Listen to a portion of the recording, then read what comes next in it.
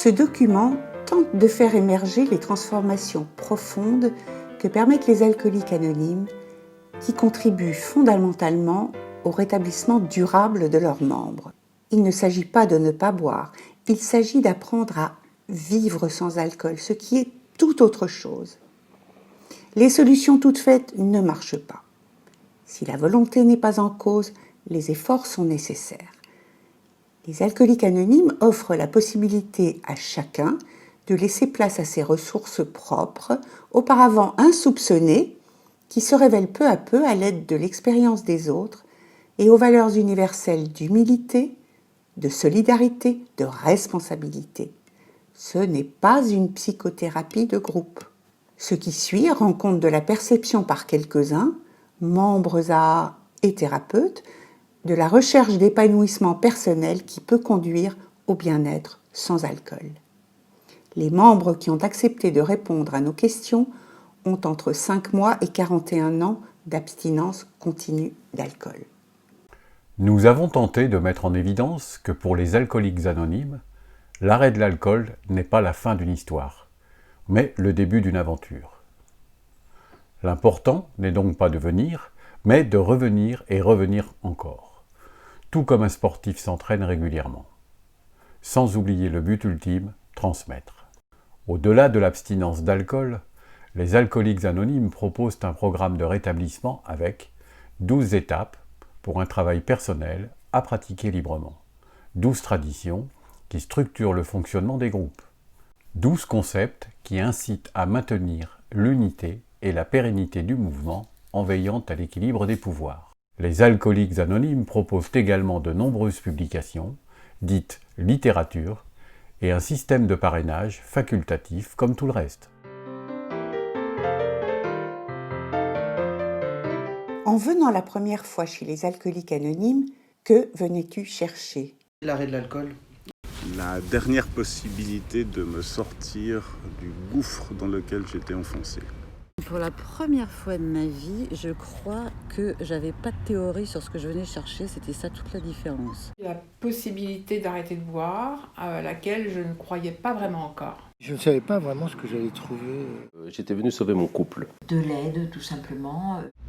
Je pensais que ça me distrairait parce que j'étais dans une clinique pour la première fois de ma vie pour une cure. Et dans cette clinique, il y avait une réunion qui se tenait. Et donc je me suis dit, ça va me faire passer la soirée. Et qu'est-ce que tu y as trouvé ?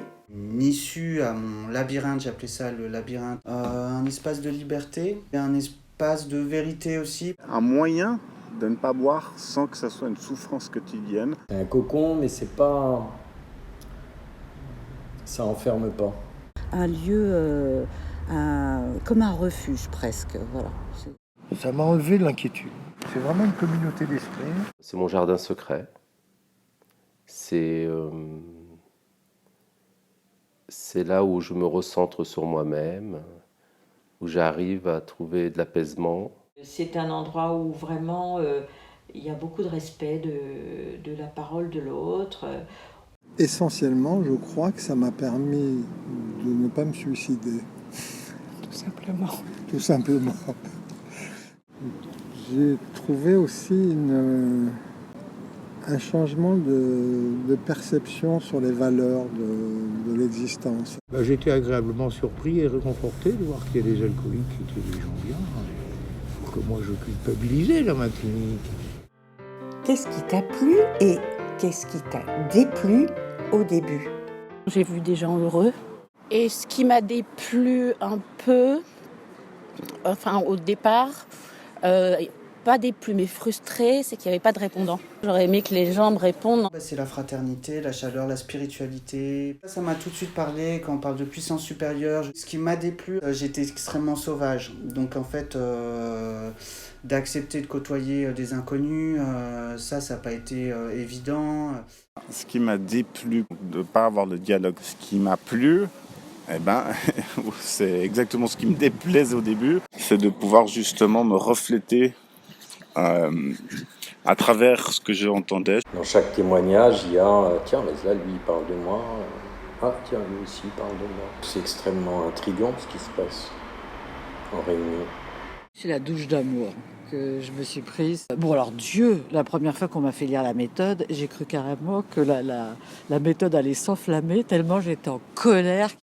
Ce qui m'a déplu, c'est un langage très particulier, parlant de Dieu en l'occurrence. Et ce qui m'a rapidement plu, c'est que les amis ont parlé de maladie alcoolique. J'ai senti une lumière. Ce qui m'a pas plu, c'était peut-être de parler. J'avais pas trop envie de m'approcher des gens, mais ça a été respecté, ça. J'ai aimé que ce soit bien cadré. Il y avait un temps pour chacun pour parler. Ensuite, on écoutait, on se coupait pas la parole. Personne ne venait faire de commentaires sur ce que j'avais dit. C'est de rencontrer des gens qui avaient exactement les mêmes problèmes que moi, par rapport à l'alcool, mais aussi peut-être par rapport à la gestion de leur vie. Et ça m'a paru miraculeux. Je trouvais que c'était des gens qui parlaient librement. Il n'y avait pas de théorie. Il n'y avait pas de débat. Quelle différence fais-tu entre ne pas boire et vivre sans alcool ? Déjà, dans vivre sans alcool, il y a le mot vivre, en fait. Déjà, ça me plaît plus. Et non, effectivement, ne pas boire, c'est juste s'abstenir de prendre de l'alcool. Et vivre sur le long terme sans alcool, c'est quand même arriver à gagner en sérénité. Ah, complètement, ça n'a absolument rien à voir. On peut ne pas boire et être très malheureux. Oui, parce que ne pas boire, déjà, c'est négatif. Et ne pas boire, c'est être juste dans une restriction. Vivre sans alcool, c'est vraiment c'est un nouveau mode de vie pour moi. C'est essayer de ne pas être dans une fuite. Ne pas boire, pour moi, c'est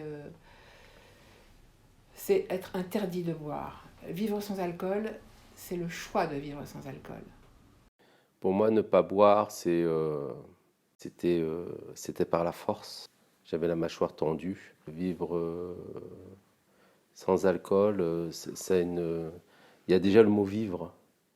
Vivre sans alcool, ça n'est pas seulement vivre sans quelque chose, mais c'est aussi vivre avec quelque chose d'autre. Apprendre à vivre sans alcool, ça supposait aussi d'avoir, disons, une nouvelle approche de cette vie. Et quelle différence fais-tu entre abstinence et sobriété ? Abstinence, c'est abstinence sans alcool, mais sobriété dans le sens t'es bien dans ta tête.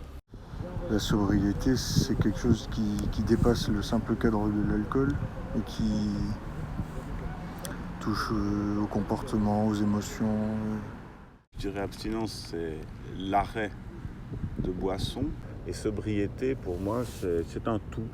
C'est le fait de ne pas boire, mais d'être sobre, d'être aussi sobre spirituellement. Mon sobriété, c'est dans tous les domaines de sa vie. L'abstinence, c'est quelque chose de factuel, et la sobriété, ça correspond à la guérison d'une maladie de l'esprit. L'abstinence, je pense que c'est l'étape physiologique qui permet au corps de se reconstituer. La sobriété, c'est lâcher l'histoire de l'excès dans tous les domaines de sa vie. J'ai trouvé de la sobriété, c'est-à-dire c'est un équilibre. La sobriété est quelque chose de mental. C'est pas simplement une question d'acte, c'est aussi une question d'état d'esprit. Qu'est-ce qui a le plus changé dans ta vie depuis que tu fréquentes les alcooliques anonymes ? Ma tête. Tout simplement la sphère intime. Je progresse dans l'autonomie, je suis plus conscient. C'est un peu restructuré, quoi. Je me force plus, quoi. Je me sens plus obligé d'aller construire des relations dont j'ai pas tellement envie a priori. Ma vie intérieure, j'en avais pas, ou plus, peu. Tout. C'est de ce côté angoissé et insatisfait que j'avais perpétuellement. Je dirais que je suis presque, on pourrait dire, heureux. Tout, mais lentement. Mon rapport aux autres, justement, je pense. Et le fait que je sois plus heureuse que malheureuse. J'ai retrouvé une vie de femme normale, entre guillemets. Mais j'ai appris à fermer ma gueule. Voilà. J'ai appris à laisser vivre. J'ai retrouvé mon intuition quand j'étais môme, ado. Et puis aussi dans la pratique sportive que j'ai. Je suis quand même bien meilleur qu'avant. Mon royaume intérieur, on va dire. Puis mon boulot aussi. Ça m'a donné aussi beaucoup d'intelligence. L'intelligence, pas intellectuelle, mais l'intelligence du cœur. Le domaine familial. Si j'ai fait des choses qui leur ennuient, maintenant, je pense que je peux commencer à réparer ça. J'ai arrêté de boire à 40 ans et j'ai eu l'impression que mes véritables relations humaines ont commencé à partir de là. Que j'ai plus besoin de tricher, j'ai trouvé un équilibre. Mais voilà, dans l'ordre, c'est bien le travail, la relation familiale et la relation conjugale. Comment vois-tu ton devenir? Je le vois très positif. Je l'imagine pas trop. Avec beaucoup de sérénité. Avec sérénité. Je ne fais pas de plan sur la comète. Je sais que ça va bien se passer. Amplifier le bien-être dans lequel je peux être. Je vais me mettre de plus en plus en position de veille. En état de veille, ça me plaît. Je me projette pas trop pour justement éviter de faire des projections et faire le syndrome de la montgolfière, aller trop dans le futur puis avoir des peurs, etc. Vivre mieux, vivre avec plus d'aisance, plus de confort. Être gentil avec moi, de m'aimer plus.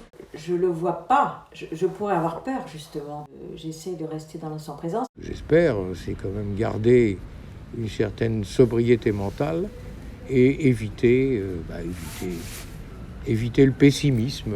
Comme la vie est sympathique, j'aimerais pouvoir en profiter encore un bon bout de temps. Si tu apprenais qu'il te reste 3 mois à vivre, crois-tu que tu envisagerais de reboire? Non, c'est clair, c'est non. Non. Oui. Je finirai avec une cuite magistrale. Pourquoi pas? C'est court, 3 mois, j'aurais d'autres choses à faire. Non, ça gâcherait mes 3 derniers mois. Est-ce que c'est profiter de la vie? Moi, je dis non. C'est pas profiter de la vie. Autant profiter sereinement. Et pourquoi pas un dernier verre de whisky à quelques secondes de ma vie pour une sorte de bras d'honneur. Ouais. Mais il faut être sûr que je parte aussi. Non, je ne ferai pas. Parce qu'en 3 mois, tout peut se passer. 3 mois, je pense que j'aurai encore de l'espoir. Non, je ne le ferai pas sur 3 mois. Ça, c'est trop de souffrance. Cette question me plaît pas du tout parce que je trouve... Moi, je vis tous les jours comme si c'était le dernier jour de ma vie, en fait. Je pense que ça serait dommage tout d'un coup d'interrompre ce développement, même s'il n'y en a plus que pour 3 mois. Je ne crois pas que ça me viendrait à l'idée. Moi, j'ai vraiment plus envie de boire. Oh non, pas du tout. Non, j'ai pas envie d'avoir l'esprit chaussé. Il y a dans le programme des alcooliques anonymes de fréquentes allusions à Dieu ou à une puissance supérieure telle que chacun la conçoit. As-tu, toi, une religion de référence? Oui, la religion catholique, enfin chrétienne catholique. J'ai été baptisé, j'ai été élevé dans l'athéisme. Absolument aucune. Baptisé, issu d'une famille très catholique. J'ai lâché vers 14-15 ans. Non, la religion, j'ai du mal. Mais il y a cette dissociation entre la foi et la religion. Non, je n'ai pas de religion, même si je me suis fait baptiser à 12 ans. En revanche, il y a avec le programme DA, il y a des trucs de ma religion de naissance, on va dire, qui me reviennent ou que j'ai l'impression peut-être de comprendre. Oui, bien sûr, j'ai une religion de référence qui est la religion catholique. Je crois en Dieu. Maintenant, je ne suis pas pratiquante. Ce que j'aime bien dans les A, c'est que l'histoire de Dieu s'est posée comme une hypothèse. Après, je suis d'origine juive, mais j'ai jamais mis les pieds dans une synagogue. Maintenant, oui. Je suis arrivé, j'avais pas de religion. J'étais en musulman. Et il y avait une phrase qu'un ami avait dit, si tu sais pas où tu vas, regarde où tu viens. Et grâce aux Alcooliques Anonymes, le programme, je suis retourné dans mes racines. Ça reste une acceptation de mes origines. Ah oui, je suis d'origine séfarade, juive séfarade. C'est pas pour ça que je suis religieuse ni que je pratique. J'ai été élevée dans une institution religieuse, donc catholique. Dans les Alcooliques Anonymes, il n'y a aucune religion, c'est pas du tout un mouvement religieux, c'est un mouvement spirituel. Enfin, j'ai été élevé dans la religion catholique, c'est un bien grand mot. Je suis passé chez les athées et maintenant je me définirais plutôt comme un agnostique. Oui, absolument. Absolument. C'est la religion majoritaire en France. Ça m'aide à un grand secours. Tu viens en Alcoolique Anonyme depuis longtemps. Pourquoi continues-tu à venir après tant d'années ? Parce que pour moi, c'est nécessaire. C'est parce que aller en réunion, c'est le mouvement. Je ne serai jamais rétablie si je ne suis pas dans une continuité. Il y a un moment, je ne voulais plus. Je ne suis pas venu pendant plus de 6 mois, 7 mois. J'ai rencontré un ami à moi. Je lui dis comme ça, un peu en bravade, que je n'allais plus en réunion parce que ça me convenait plus et tout. Puis il me regarde, il me dit, mais d'accord, mais si tout le monde faisait comme toi, qu'est-ce qui se passerait ? Et du coup, j'ai rappliqué en réunion le lendemain. Et puis j'ai pu bouger. Il faut que le mouvement il continue, quoi. S'il n'y a personne, c'est fini, quoi. C'est pas indispensable que je sois là-bas, mais c'est bien que j'y sois. J'y vais pour ne pas oublier que je suis alcoolique et pour aussi retrouver des amis et puis aider ceux qui arrivent. Voilà, et puis c'est un plaisir tout simplement, ça fait partie de ma vie.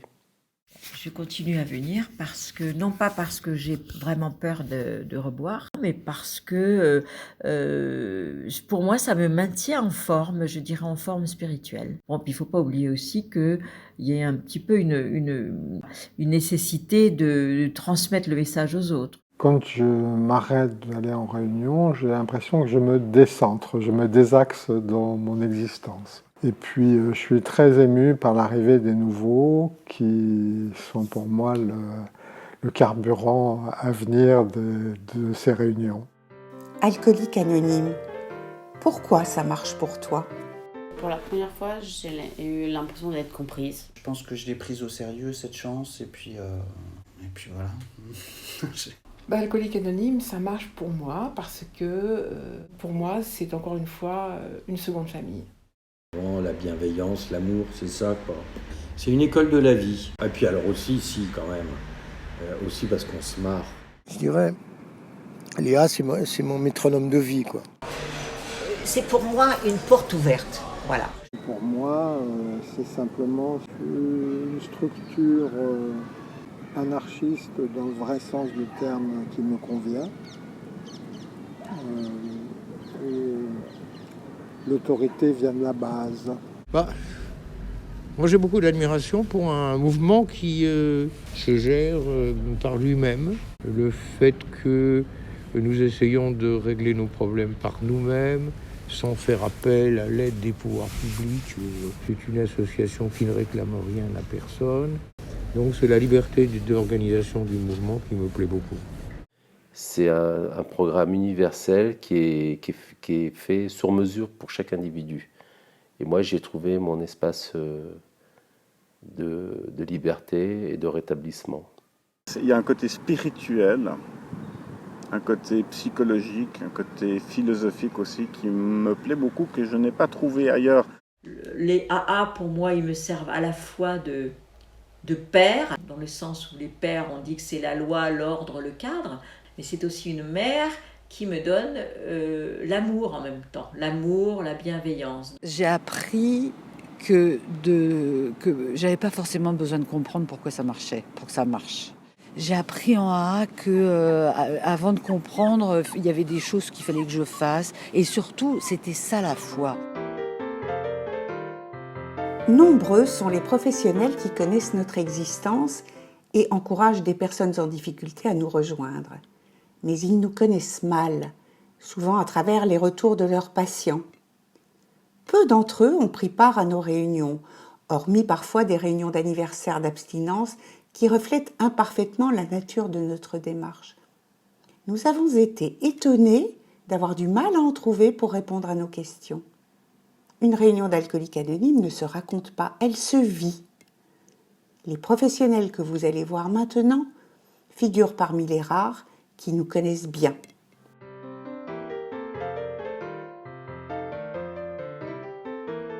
Pour vous, le mouvement des Alcooliques Anonymes, c'est quoi? C'est d'abord une rencontre entre deux personnes qui ont vécu la même chose. Ensuite, c'est l'accueil que ça représente pour des personnes en souffrance avec l'alcool. Une réunion AA, qu'on soit à Paris, à Bordeaux, on sait qu'on va la retrouver et avec un cadre dans lequel on va pouvoir se référer et retrouver ses points de repère.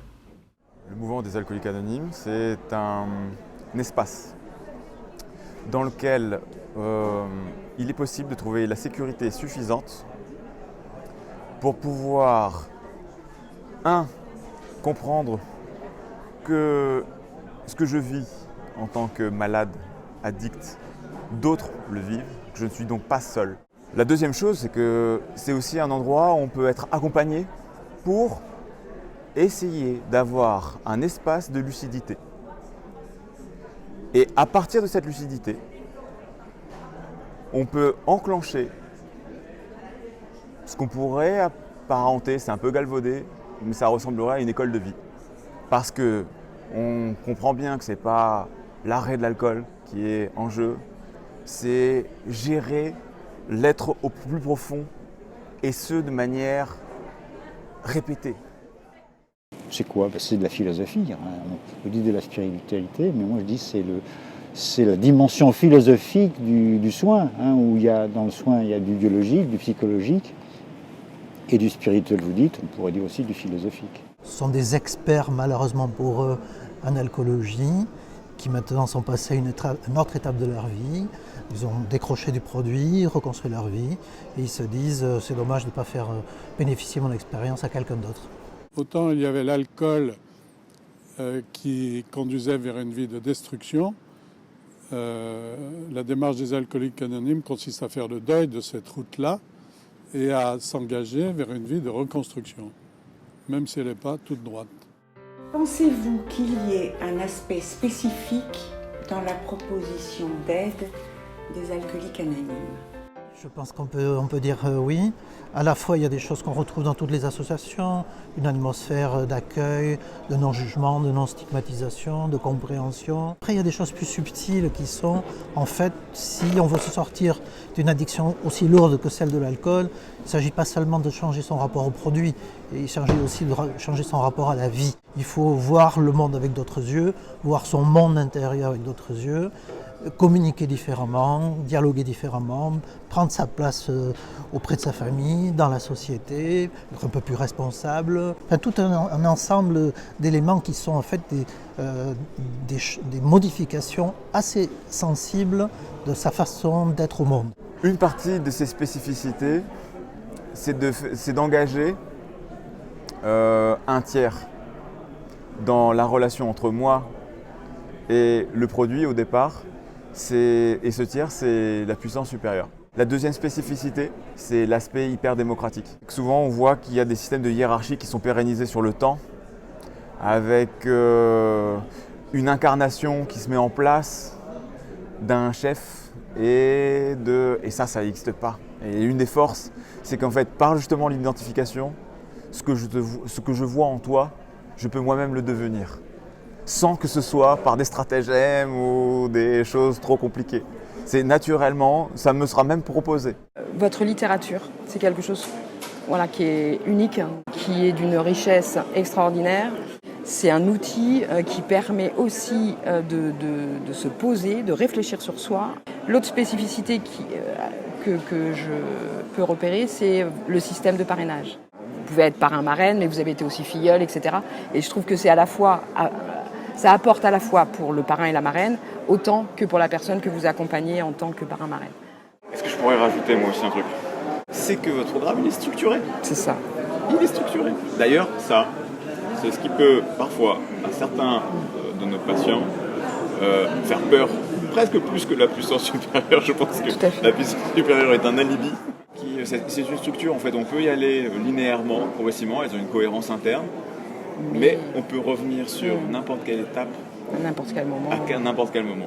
La première qui me vient là, c'est l'autonomie financière des AA, puisque, vous le répétez en réunion, nous ne dépendons d'aucune aide. La seconde, encore une fois, c'est la reproductibilité d'une réunion à l'autre et surtout, moi je suis très sensible à la littérature. C'est la spécificité de la littérature AA qui permet, grâce notamment au programme, de cheminer entre les réunions, d'avoir une alternance de cheminement personnel et de vécu en réunion. Donc pour moi, c'est une vraie spécificité des arts. Alors, je dirais spécifique, c'est d'insister sur ce que l'individu lui-même peut faire. Donc, il s'agit de se tourner vers soi, mais sans narcissisme, se tourner vers soi pour dire, justement, c'est peut-être le contraire du narcissisme, qu'est-ce que je peux faire pour changer, effectivement, qu'est-ce qui ne va pas dans mon fonctionnement, quel petit changement je vais faire pour accomplir la révolution qui est nécessaire pour me sortir d'un problème d'alcool. Évidemment, l'aspect spécifique, c'est l'aspect spirituel. Et c'est un aspect que l'on oublie, surtout en France, où c'est un peu tabou. La spécificité des alcooliques anonymes, c'est de chercher ce qu'on pourrait appeler une guérison spirituelle, entre guillemets. C'est-à-dire un état de recherche, un état d'évolution vers le meilleur de nous-mêmes. Je pense qu'il y a une proposition spécifique qui est la proposition spirituelle au sens large du terme. Il n'est pas obligatoire d'avoir une religion quelconque, mais d'avoir envie d'être dans un monde spirituel. C'est-à-dire pour moi la spiritualité, c'est le monde de l'âme, le monde de l'esprit aussi. Quelle différence percevez-vous entre votre pratique et celle des alcooliques anonymes ? Alors la première, c'est celle qui m'a, si j'ose dire, sauté aux yeux, ou plutôt aux oreilles, quand j'ai commencé à faire de l'alcoolologie. C'est cette phrase d'un patient « vous ne pouvez pas comprendre », que j'ai entendue comme non pas une attaque, mais une réalité et un vécu émotionnel que je n'aurai jamais parce que je ne suis pas passée par là. Donc la première différence, c'est ce vécu. Je ne suis pas alcoolique. Donc effectivement, je pense qu'il y a plein de choses que je ne sais pas en tant que praticien. On apporte un certain nombre de choses et je pense que parfois on apporte pas mal de choses, voire de bonnes choses. Mais voilà, dans la pratique de l'alcool au sens pratiqué, là, les mieux placés, c'est bien vous. Pour ma part, la différence que je peux constater, c'est effectivement que on ne parle pas de la même place. On n'a pas le savoir-être que vous avez. On n'utilise pas les mêmes canaux sémantiques. Tout le discours autour, par exemple, de puissance supérieure, je pense que nous est proscrit, par exemple. Les concepts d'amour ou ce genre de choses, tel qu'il est mis en avant, pareil. Dans ma pratique, je peux m'appuyer sur des médicaments si c'est nécessaire, mais il y a aussi beaucoup de points communs sur l'authenticité, la vérité des échanges, une rencontre vraie, pas superficielle. Et mon accompagnement pourrait ressembler à une aide à l'autothérapie. Et ça peut être un point commun avec votre approche, c'est que vous aussi, vous accompagnez les personnes pour que les personnes se prennent en main elles-mêmes. La relation avec un médecin est plus personnelle. C'est très différent, mais c'est très complémentaire. Je pense que les deux sont complémentaires. J'ai envie de dire très immodestement que j'en vois pas, dans la mesure sur les alcooliques anonymes qui m'ont formé en alcoolologie. Je n'ai pas été formé à la faculté. Donc j'ai été formé à entrer en relation autour d'un problème d'alcool entrer en relation avec les autres à partir de l'alcool. Mais c'est juste un alibi. L'alcool, c'est une manière de parler d'autre chose, de parler de soi. Votre rencontre avec Alcooliques Anonymes influence-t-elle votre pratique ? Clairement oui. Et ce qui a été assez impactant dans votre façon de faire par rapport à la façon de faire d'un professionnel, c'est l'importance en particulier des groupes, la notion de groupe. C'est aussi, vous m'avez aidé, je pense, à bien distinguer culpabilité et responsabilité. C'est ténu comme pratique, mais c'est très, très porteur pour les patients. Donc oui, je suis influencée parce que j'ai trouvé en Alcooliques Anonymes des idées de génie du point de vue clinique, comme par exemple donner des responsabilités aux personnes. Des personnes qui ont perdu toute estime d'elles-mêmes, et bien avoir le génie de leur proposer de préparer le café, d'ouvrir la salle, et pour moi par exemple quelque chose qui a beaucoup influencé ma clinique en disant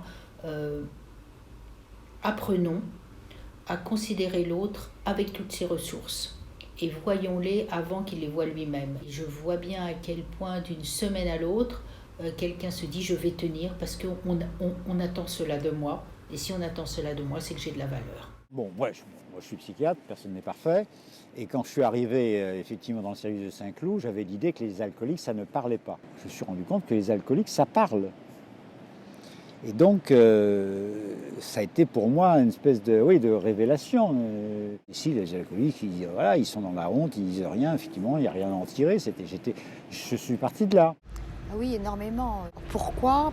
Parce que d'abord, je pense que les Alcooliques Anonymes m'ont permis aussi d'être plus dans la spiritualité, d'être plus au-delà, de vouloir guérir le patient. Ça m'incite quand même à amener les gens sur le plan spirituel et à les aider à se poser des questions.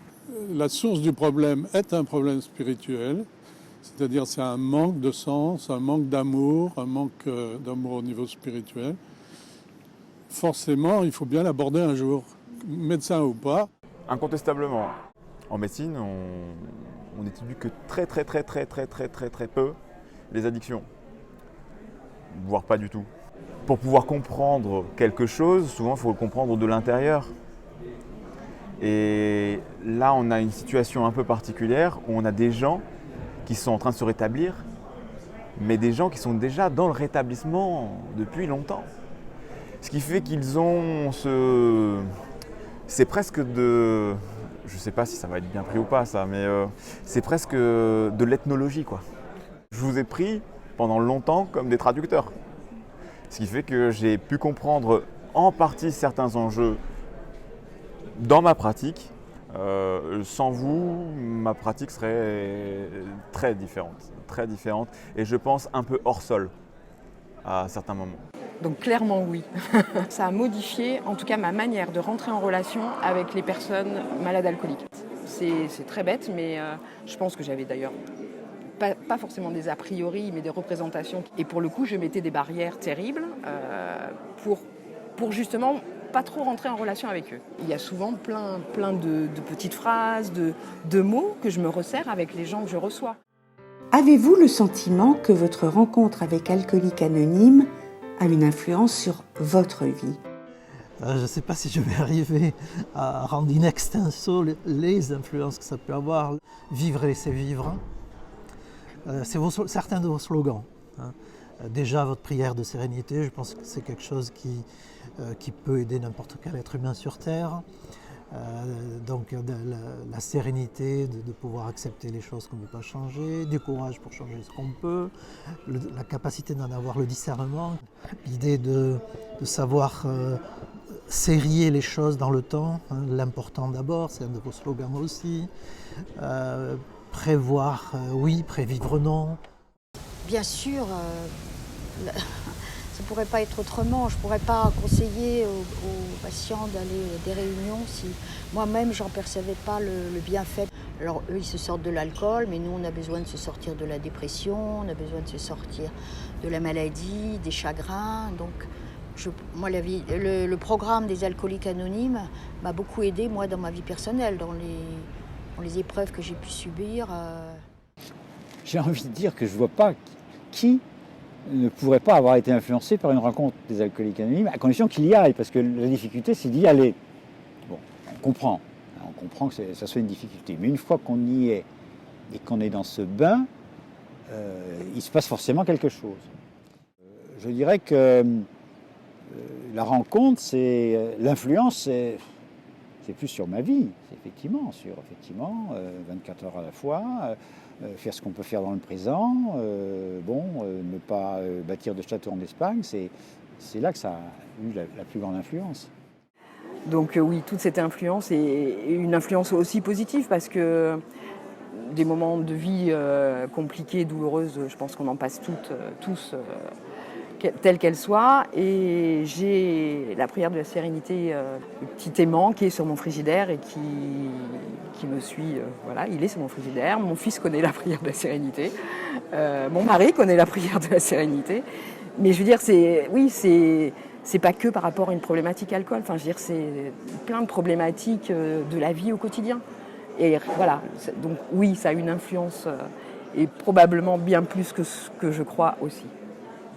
C'est une question difficile ça, parce que je sens bien que ça me pétrit.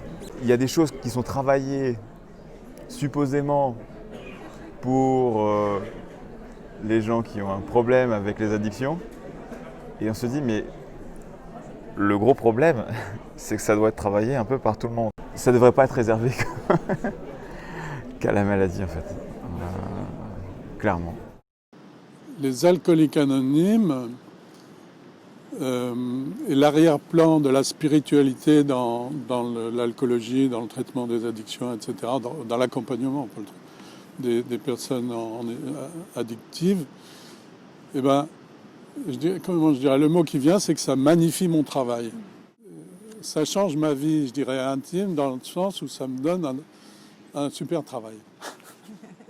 Si je parle de comment ce programme fait écho en moi, il y a cette dimension personnelle de spiritualité. Et après, sur l'intimement, j'ai passé mes années professionnelles à croire à la fraternité d'action entre patients et soignants. Donc, intimement, c'est encore un peu un rêve qui est inachevé, mais c'est comment nous pourrions œuvrer pour que ces représentations, tant du mouvement que du soin, soient petit à petit remplacées par quelque chose qui irait du côté de la fraternité d'action.